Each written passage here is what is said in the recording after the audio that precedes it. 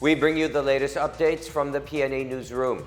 The Bicameral Conference Committee has approved the proposed 5.2 trillion peso national budget for next year. Senate Finance Panel Chairperson Sonny Angara confirms the approval of the budget, which contains the reconciled version of both the House and Senate.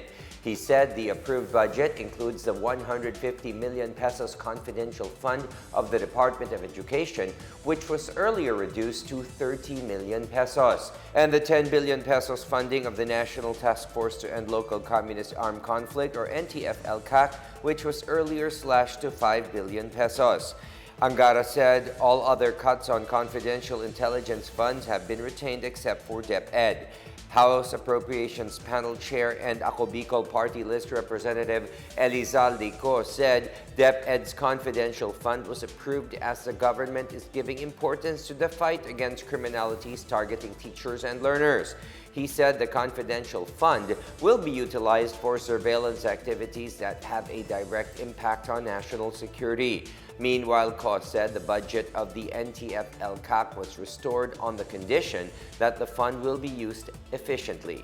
This year, Ko said NTF-LCAC only utilized 2% of its approved budget. The Philippine Coast Guard, or PCG, is on heightened alert this Christmas season. Admiral Artemio Abu said all 25,000 PCG personnel are to be deployed nationwide as more Filipinos are expected to flock to terminal areas to go home during the holiday break. Under the heightened alert status, PCG personnel will work with other government agencies by augmenting port personnel, managing passengers and maritime traffic, and to man the help desks in various seaport terminals. The PCG reminds ship owners to ensure that their vessels are seaworthy before traveling. Meanwhile, the Civil Aviation Authority of the Philippines, or CAAP, is also placed under heightened alert in anticipation of the influx of passengers at the airports. CAAP has coordinated with airline operators and concerned government agencies, including the Office of Transportation Security and the Philippine National Police Aviation Security Group, for additional personnel. Over 1 million passenger volume was recorded last year. This year, CAAP said around 16 million travelers were recorded from January to October, and more are expected during the holiday rush. The Department of Health kicked off today the 3-day nationwide COVID-19 vaccination drive in a bid to increase inoculation among children aged 5 to 17. DOH Officer in Charge Maria Rosario Vergere led the launch of the Bakunahang Bayan from December 5 to 7 in Davao City. The health official emphasized the importance of vaccination as schools have resumed face-to-face classes.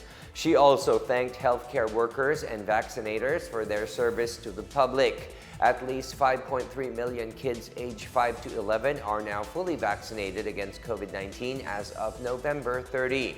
Meanwhile, 10 million adolescents aged 12 to 17 have also completed their primary vaccine series. At least 1.08 million of those aged 12 to 17 have also received their first booster dose.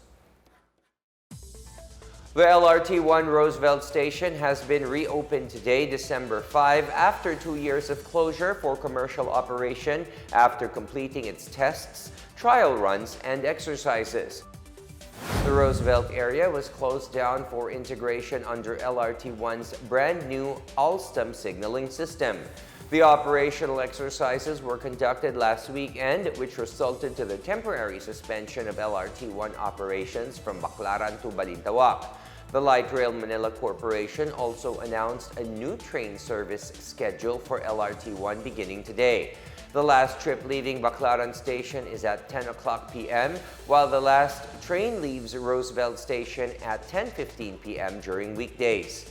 On weekends and holidays, the last train is scheduled to depart from Baclaran and Roosevelt stations at 9:30 p.m. and at 9:45 p.m. respectively.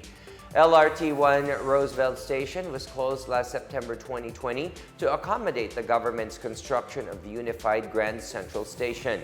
The common station aims to connect the systems of LRT1, MRT3, and MRT7. And that is the latest and the biggest stories from the PNA Newsroom. For more news content, visit our webpage or head onto the Philippine News Agency's Facebook and Twitter accounts. We are also shown on the social media pages of the Office of the Press Secretary and on Radio Pilipinas RP1. Stay tuned for more news updates. I am William Theo. We tell stories that inspire change.